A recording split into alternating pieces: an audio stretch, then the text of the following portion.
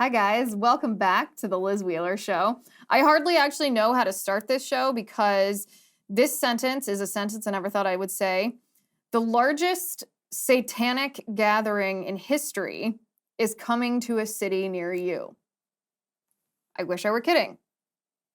If you are a Christian, then you might want to leave Boston on the dates April 28th, 29th, and 30th because the Satanic Temple is hosting a conference called SatanCon 2023 in Boston. SatanCon. They have an annual gathering or a conference every year. They picked Boston, I guess, to give the middle finger to the mayor of Boston because the mayor of Boston, to her credit, she's a Democrat, but nonetheless, Michelle Wu is her name. She would not allow the Satanic Temple to deliver an invocation at Boston City Hall. More power to her. That's the correct decision. So the Satanists, the people that go to the Satanic Temple, are trying to annoy her. They're going to host their conference in Boston, the largest satanic gathering in history, or so they claim. So here's this event is not expected to draw a lot of people. Their event last year, which I think was in Phoenix, was pretty small, sparsely populated. It's a dumb event. It's a bad event. It's an evil event. It's a dangerous event, actually, regardless of the fact that it's small and dumb and bad. But it's actually more than just something that's something that's obvious to condemn, right? Most of us are going to look at that and be like, well, that's weird, that's bad, that's dangerous, that's dumb, let's stay away from that. But it's more than that. I was reading the description of the event, some of their events, what they're going to do there, and the mission and their mission statement, the purpose of their conference, and something significant stuck out at me, especially something that I think is very relevant to the conversations that we've been having this week about race, especially in the wake of the Tyree Nichols video, that body cam footage, and the reaction from the left. The reaction from the left was not to condemn the five black police officers who beat Tyree Nichols to death, not to call for actual justice, but to assign the blame to white people, even though white people weren't involved, to claim that even though the officers were black, this was systemic white supremacy. We talked about this on Monday's show. But when I was reading the description of SatanCon and the Satanic Temple's mission, something struck me. It stuck out at me. And what stuck out at me was the strategy that the Satanic Temple is using to infiltrate our society with, well, the literal devil here. So I want to walk you. I know this might sound out there, but I want to walk you through my thought process because it's actually quite significant and it is quite relevant to the game of politics that we play, especially when our politics have escalated to this point where we are engaging in a battle of good versus evil. It's not like 50, 60 years ago when we were like, okay, as Americans, we're all on the same page. We believe in the fundamental values and principles on which our country was built. We all believe, for example, that we should have a border wall. It's just a matter of, should it be a fence? Should it be a wall? Should it be an actual structure, or should it be a border patrol human type deterrence system? You know, the how was what we debated, not the what. That is no more. That is no more. The people, in fact, the Republicans in Congress who believe that that's what they're debating, maybe like the Mitt Romneys who believe that they're negotiating in good faith with the Democrats, they don't understand that what we're doing now in our country is we're engaging in a battle of good versus evil. The Democrats have embraced very bad, very evil ideologies at the core of their policies. The neo-marxist stuff is coming to mind. Transing children is coming to mind. Abortion up until the moment of birth is coming to mind. Putting men in women's prisons because of their quote-unquote gender identity, which harms women, is coming to mind. I mean, we can think of any number of these things. But this is the tactic that, again, circling back, the tactic that the Satanic Temple describes of how they infiltrate society is all too familiar to us. So like I said, I want to walk you through my thought process on that. So let's get to it.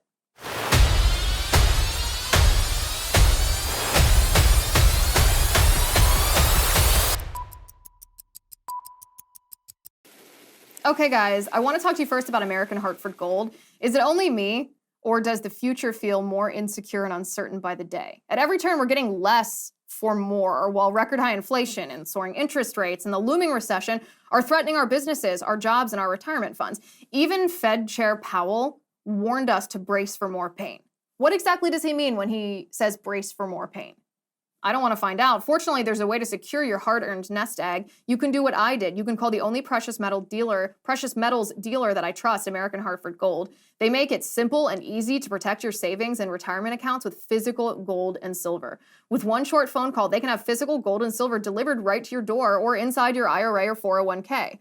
American Hartford Gold is the highest rated firm in the country with an A+ rating from the Better Business Bureau and thousands of satisfied clients. And if you call them right now, they will give you up to $1,500 of free silver on your first order. So don't wait. Call them now. Call 866-781-7499. That's 866-781-7499 or text Liz to 65532. Again, that's 866-781-7499 or text LIZ to 65532.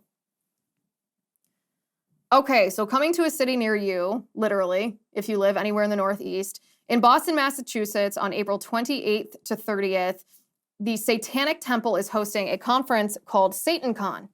SatanCon 2023 is what they're calling it. And they are the ones that claiming, I'm not using this phrase to be funny here or to be witty. They're the ones who are describing it as the largest satanic gathering in history. This conference will host discussion panels. They will have entertainment. They will perform satanic rituals. They will have a satanic wedding chapel. If you want to just give yourself the sign of the cross right now to protect yourself, from having to hear this conversation, I certainly wouldn't blame you. They have a satanic marketplace, they say.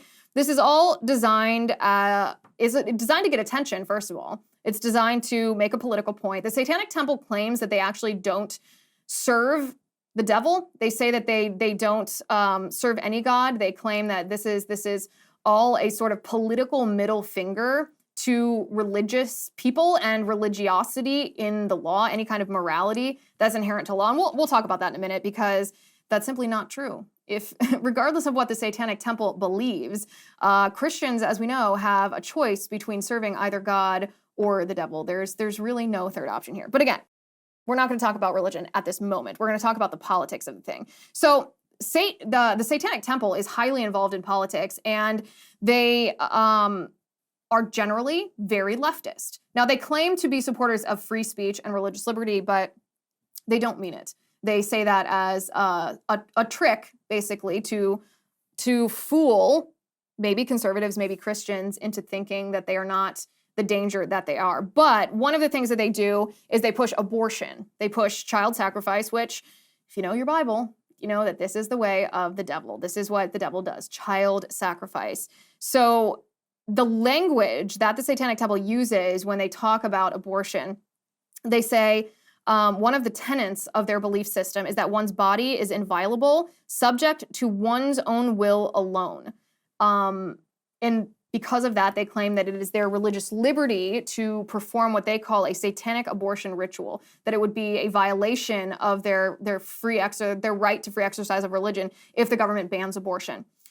Again, a satanic abortion ritual, and here they claim they don't serve the devil. I think we can see that that's not the truth. But here's the part that actually stuck out at me. That's sort of a sidebar comment, just to give you an idea that even though they sort of laugh and chuckle and pretend, they try to defer a little bit and pretend they don't serve the devil, don't be fooled. Certainly don't be fooled. This is their mission. The mission statement of the Satanic Temple is, quote, to encourage benevolence and empathy among all people, reject tyrannical authority, advocate practical common sense and justice, and be directed by the human conscience to undertake noble pursuits. All of those words are very pretty words. All of those actions seem like they're serving others. And I read this and I almost got the chills because I thought, oh, wow, okay. Well, it's fitting that this is from the Satanic Temple because this is exactly how the Antichrist would act. And you might be saying, well, Liz, I didn't tune in here for a religious sermon. Follow along because I think you're going to like where I'm taking this. It's not a religious sermon. This is a political commentary based on the political activities and the political tactics used by the Satanic Temple, and in this case, promoted at SatanCon. So, to encourage benevolence and empathy among all people, reject tyrannical authority, advocate practical common sense and justice, and be directed by the human conscience to undertake noble pursuits.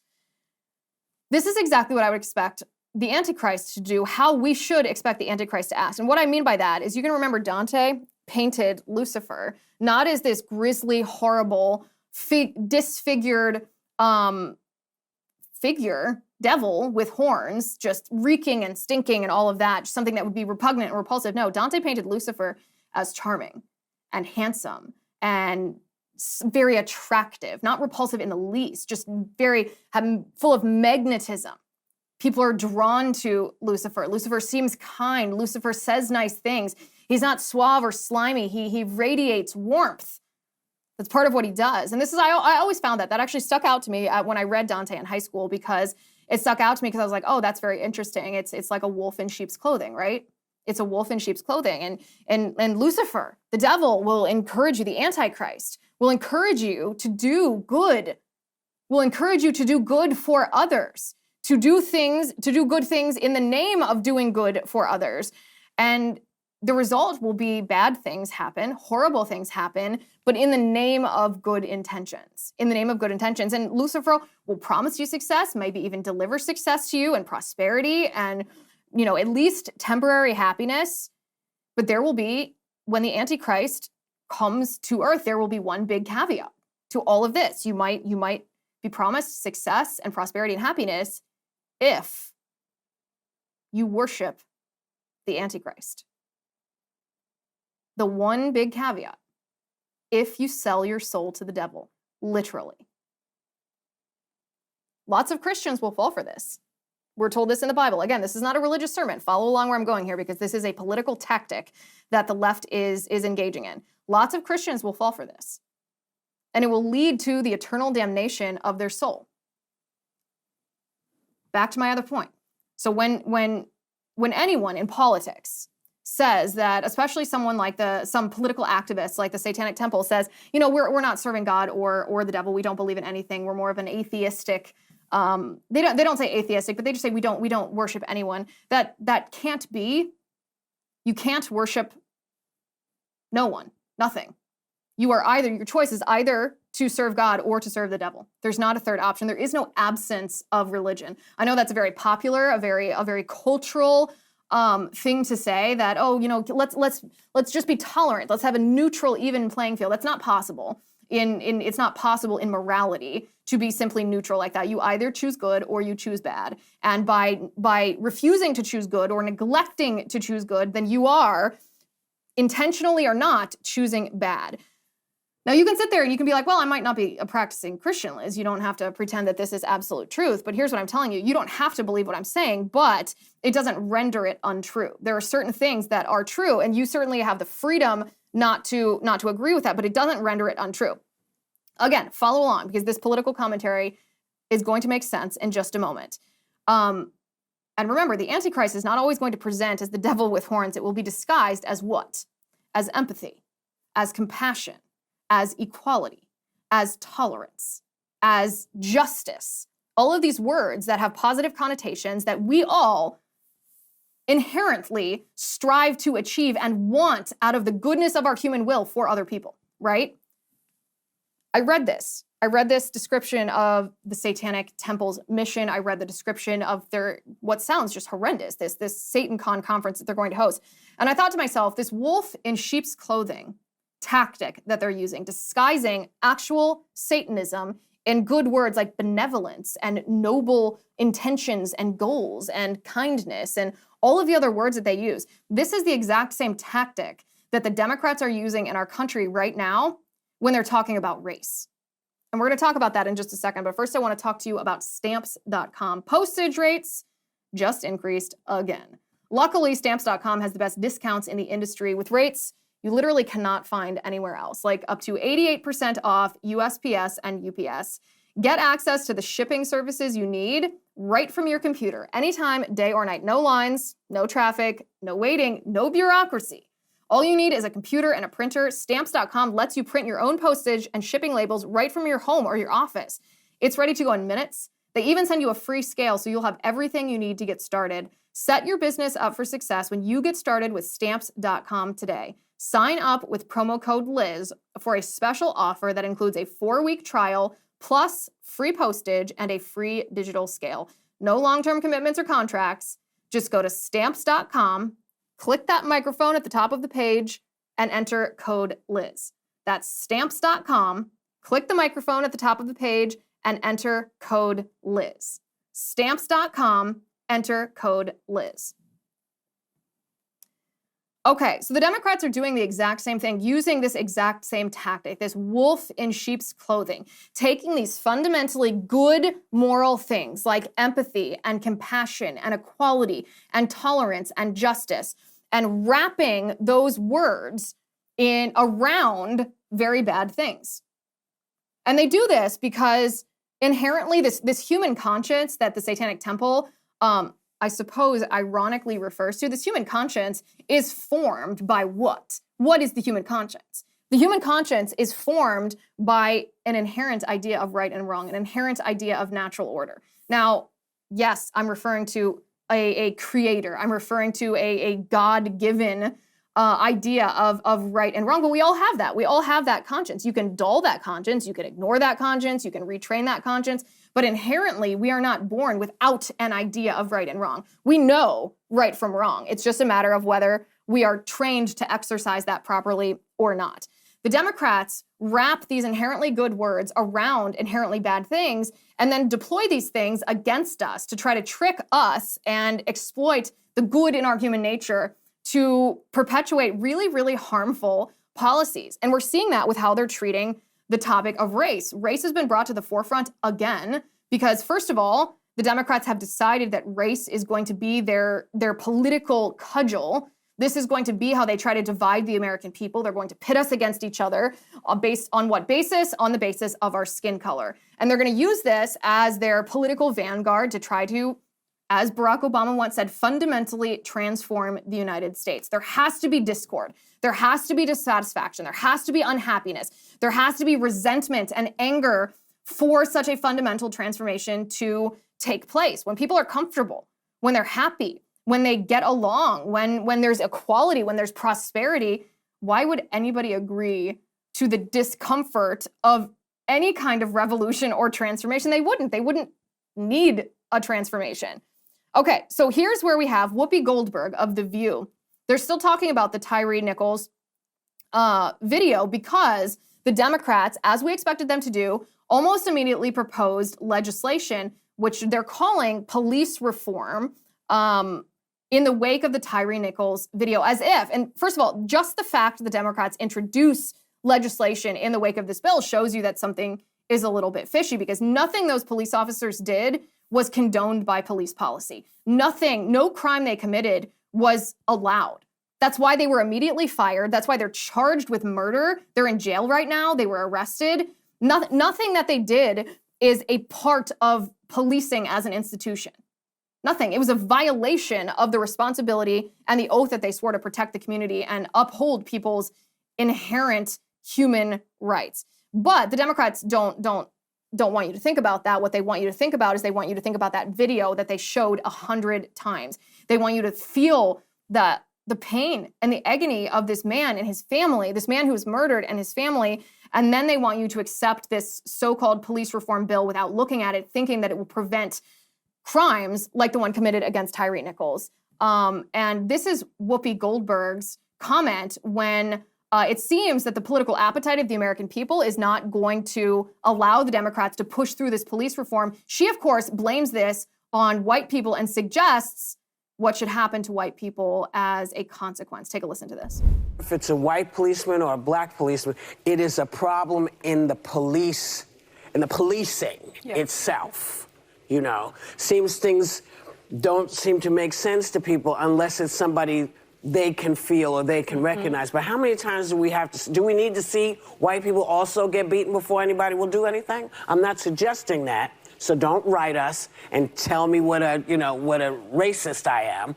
I'm just asking, is that what people have to see in order to wake up and realize this affects us all? I would humbly suggest that you do go ahead and email Whoopi, because when I first watched that video, I got to tell you, I had a little evolution of thought process here. At first I thought, okay, well, this language that Whoopi Goldberg is using sounds a lot like the neo-marxist, racialized or the racialized Marxism that we talk about all the time, where the black people are pitted against the white people are pitted against the black people are told they're inherently oppressed, white people are told they're racist, there's this implicit bias white people are supposed to not know that they have, even if they don't feel the feelings or act the actions that would otherwise be racism, they still inherently have it just because they live on the shoulders of white supremacy.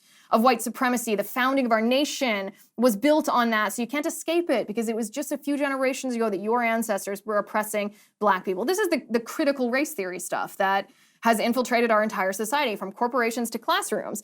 And I thought, is Whoopi Goldberg a Marxist? Because this is the kind of bunk nonsense that the Marxists propagate all the time. And I thought, no, I don't think she is. I think she's just dumb.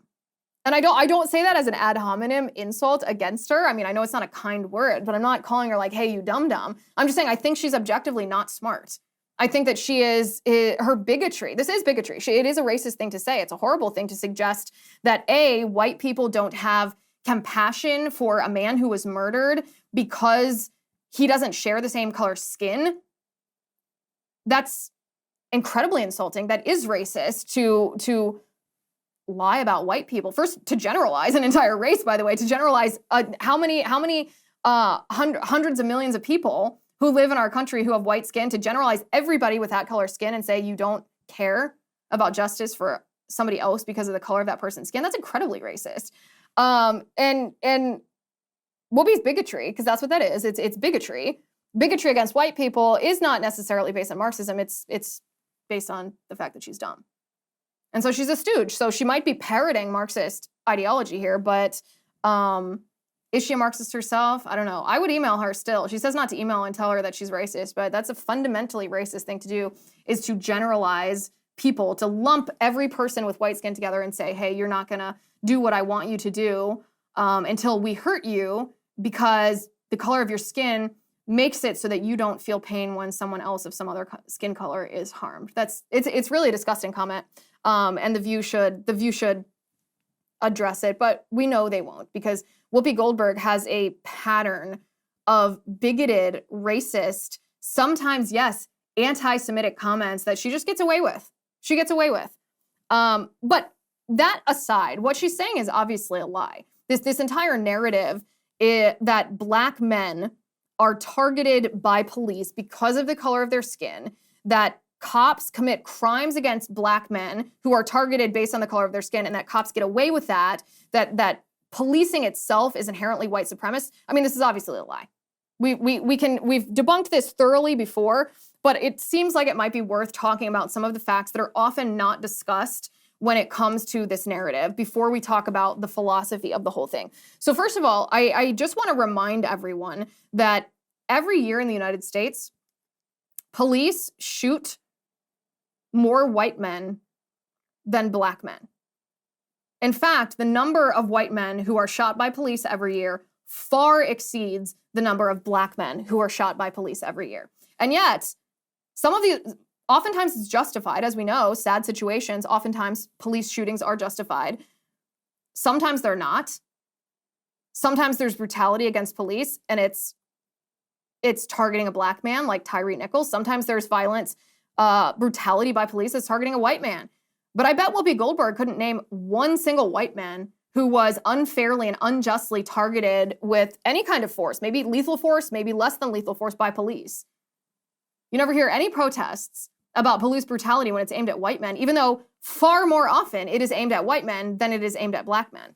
So I did a little research, dug into some of these facts because I wanted to find the actual numbers. Even what I just said to you, that far more white men are shot by police every year, that's not a tangible number. What am I talking about? What do I mean? What's the tangible, like, what are the digits? Like, I want to know how many more white men are shot every year than black men. So Robert Verbruggen from the Manhattan Institute did an extremely deep dive into all of the allegations of police brutality, from lethal force to non-lethal force to bias by white officers and black officers in different geographies. He did a deep dive into this. He published this report. It's called Fatal Police Shootings and Race, a review of the evidence and suggestions for future research. He published this on March 9th of 2022, so almost a year ago. And I want to read This is actually like a 50-page report or something. We're not going to read even close to that. I just want to read a couple of excerpts from this report that'll give you an idea of the concrete numbers that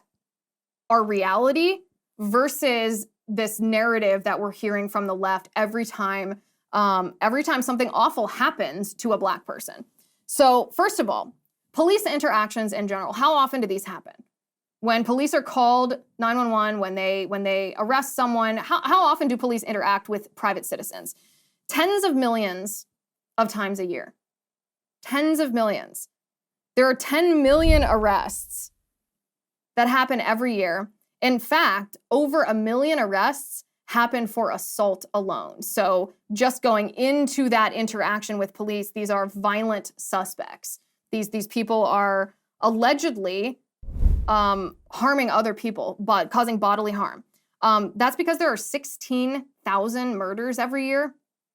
16,000 murders every year in our country. That's not police-involved murders. This is citizen, sometimes I suppose non-citizen, citizen. But I'm not talking about lethal interaction or deadly interactions between police. So I'm not talking about cops who are killed by private citizens or civilians, I should say. Cops who are killed by civilians or civilians who are killed by cops. I'm just talking about the overall murder rate in our country. 16,000 murders. But over 10 million arrests, tens of millions of police-civilian interactions. Just to give context of the bucket of number of police interactions that we're looking at that actually result in use of force in shootings or in death. That's the first context. So of these tens of millions of police interactions a year, police, and this is a direct quote, police fatally shoot about 1,000 people every year. On-duty police fatally shoot about 1,000 people every year. Approximately, this is what Verbruggen writes, approximately a quarter of those killed are Black. Black Americans, he writes, are overrepresented among those shot to death by police, accounting for a little over 25% of those killed, despite being only about 13% of the general population. It's that fact right there, the overrepresentation compared to the percentage of population, that the crux of the Black Lives Matter movement's arguments, I guess, if they have any substantiation to their argument, that's what they're talking about when they talk about a higher number of Black men. It's not a higher number. It is a larger percentage compared to the percentage of Black people in our population as a whole. However, Verbruggen writes, this overrepresentation is in line with and sometimes below many other so-called benchmarks that one might use for comparison, such as the racial breakdowns of arrests, murders, and violent crime offenders as reported by victims in surveys. So what this means is something I said on Monday that we don't often talk about, and the left is unwilling to discuss why it is that there is an overrepresentation of Black people who are shot by police. It's not because of racism. It's often because Black people commit a higher percentage of crimes compared to their demographic percentage. If you are juxtaposing that against the percentage or against white people committing crimes compared to the percentage of white people in our population. So why is that? Why is it that the Black crime rate is higher than the white crime rate?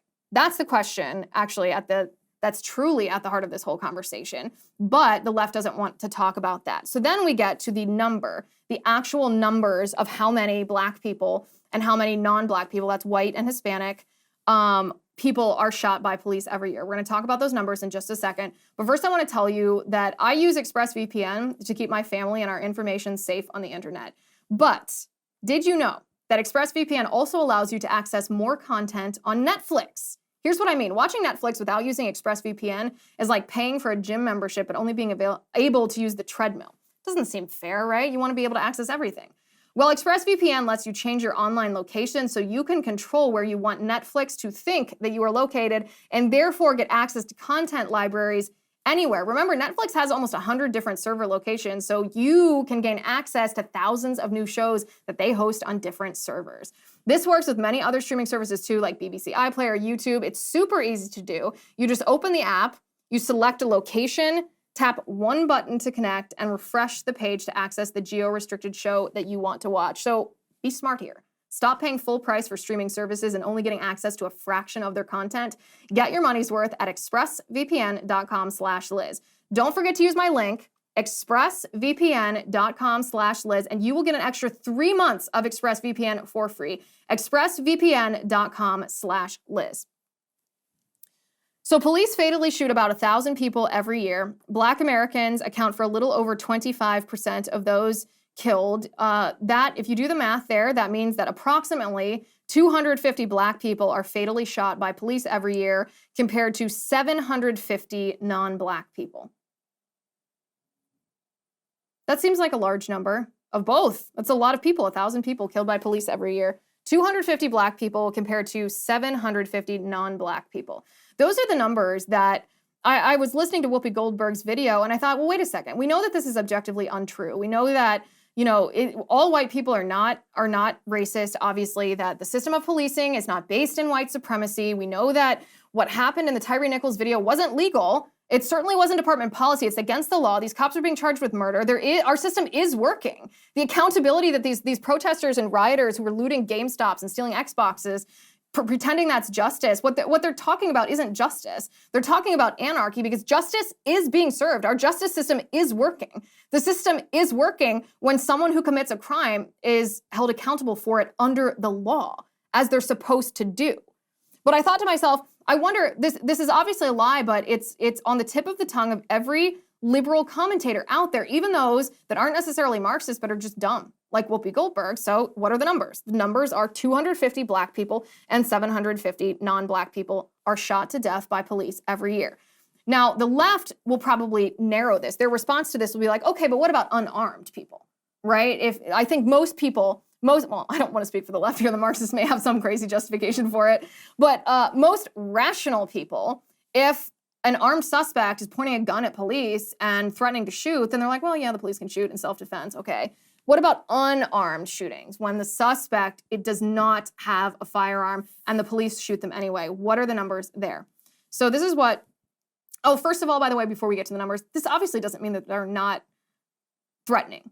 Like, what if they're trying to run over police with a car?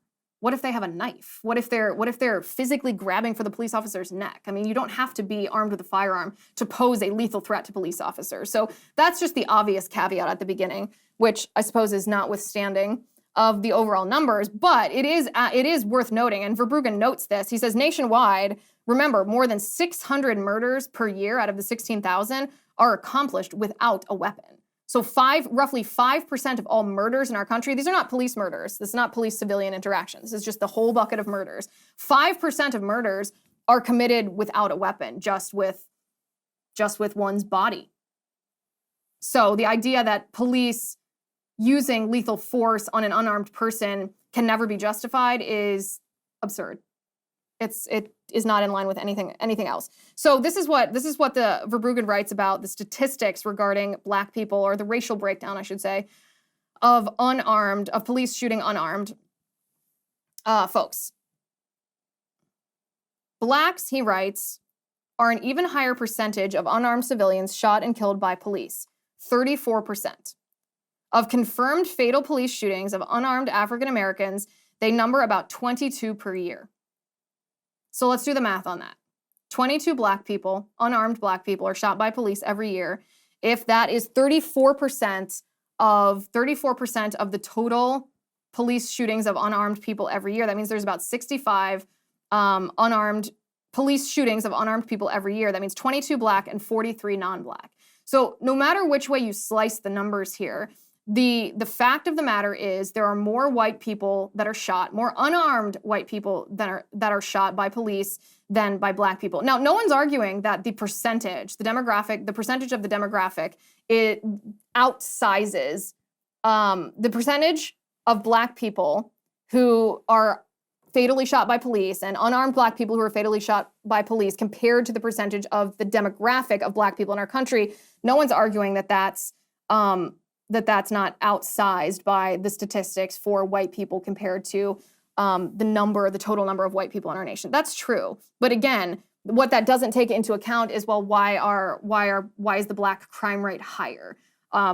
Why is the Black crime rate higher? Perhaps because of the breakdown of the Black family. Perhaps because the Democrat policies perpetuate the breakdown of the Black family, from absent fatherhood to the glorification of gang life and thug culture to, Hollywood and rap music and these influences in young men's life, and abortion aimed at women, and failing schools that are causing children to actually choose to go into gang life, to turn to drugs instead of pursuing something good, instead of pursuing something worthy.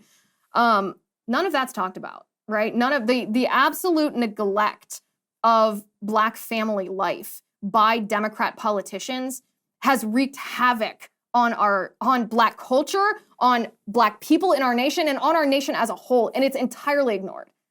But I guarantee, if we spent a decade, an entire decade, maybe 2 decades, focusing on just supporting Black families, encouraging Black fatherhood, encouraging women to wait to have babies until they're married, Black women to wait to have babies until they're married, not to use abortion, to send children to schools, to have school choice so that parents could choose the best school. If we focused on these things instead of perpetuating this cycle of poverty and government programs and indoctrination, keeping many Black people permanent victims in order to keep them permanent Democratic voters, the entire culture of our nation would change here. Okay? So, not to get off on a tangent here, because we have 2 more statistics here. First of all, we have him talk about at the Manhattan Institute. What is his name? Robert Verbruggen. Talk about how many law enforcement officers were held accountable under the law when they did commit crimes against people. And he says more than 100 law enforcement officers were criminally charged with murder or manslaughter for on-duty shootings between 2005 and mid-2019, and 35 of them were convicted of a crime. So there's not police officers who are getting away with wrongdoing. When there is an unjustified shooting, they're charged, and if it was in fact unjustified, if they violated the law, they are convicted of this. Yet, all of these statistics that I mentioned here is not what the Democrats want people to think of. It's not the prevailing narrative in our culture or in politics, and it's led to people believing that the number of Black people, unarmed Black people, killed by police every year is over 1,000. We have, on average, 20 to 25 unarmed Black people who are killed every year by police, but most Americans believe that number is in the thousands. Why? Because of people like Whoopi Goldberg, because of Democrats who lie about this, who lie about the institution of police itself. And this is where we zoom out on this a little bit and look at the philosophy. How did this biggest lie, these lies about race that are just verifiably untrue, how did they become so prevalent? How did they become the thing that everyone thinks? How did people believe this when it's so easy to debunk it? And the answer to that is Barack Obama. The Barack Obama era brought back race baiting in politics. The Barack Obama era, Barack Obama himself was the most divisive president in our nation's history. He stoked racial divide that had largely healed in our nation. And he used this as a political weapon. Barack Obama laid the groundwork for the institutional capture that we talk about on this show all the time, where our institutions are infiltrated with this neo-marxist ideology that puts race as the forefront, critical race theory being the primary example here. White privilege, white guilt, DEI, diversity, equity, and inclusion. Barack Obama laid the groundwork through all of these lies. And it's not just that this particular thing about the shooting, or not the shooting, but the murder of Tyree Nichols. It's not just this. It's not Whoopi Goldberg making a generalization about the number of Black people that are killed by police every year. All of this entire movement was built on one tragedy after another that was a lie. The Michael Brown in Ferguson, that was a lie. That was not unjustified. Michael Brown lunged at the police officer. The police officer acted in self-defense. But what happened? The entire city was burned.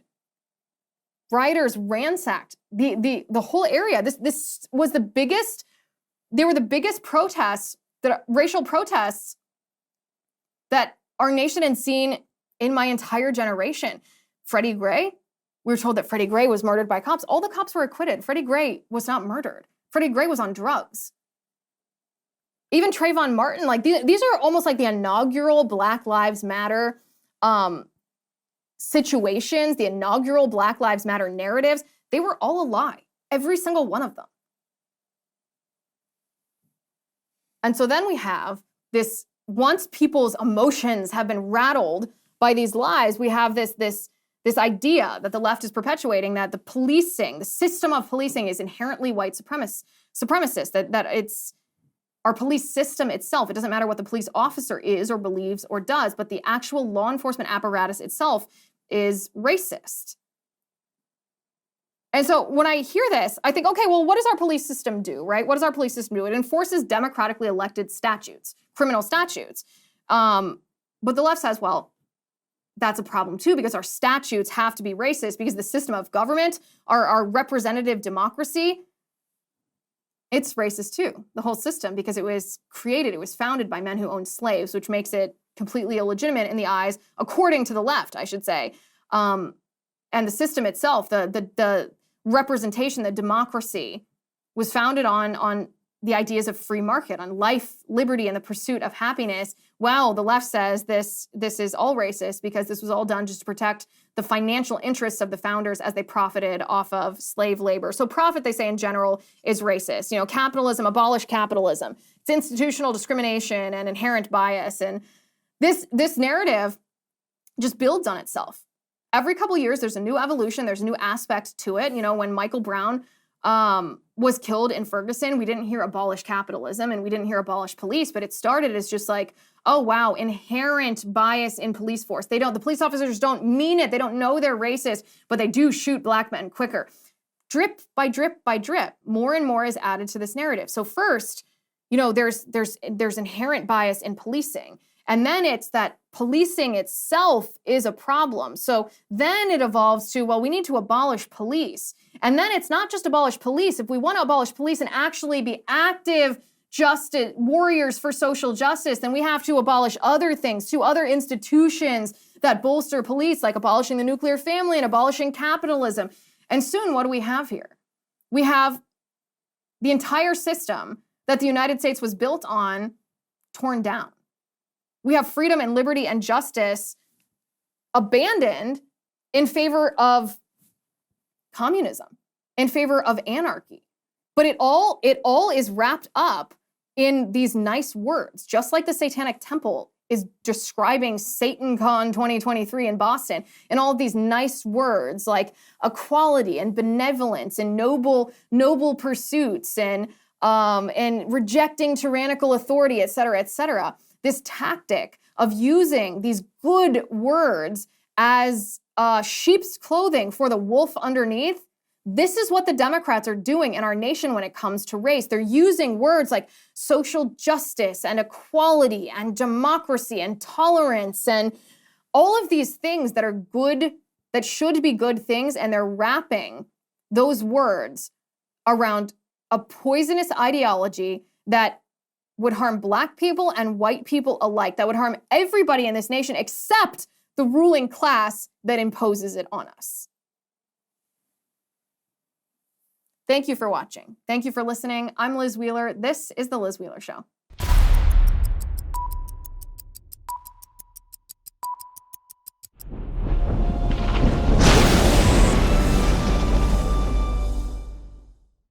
If you haven't already, give this video a thumbs up, hit the subscribe button below, and ring the bell to make sure you never miss a video.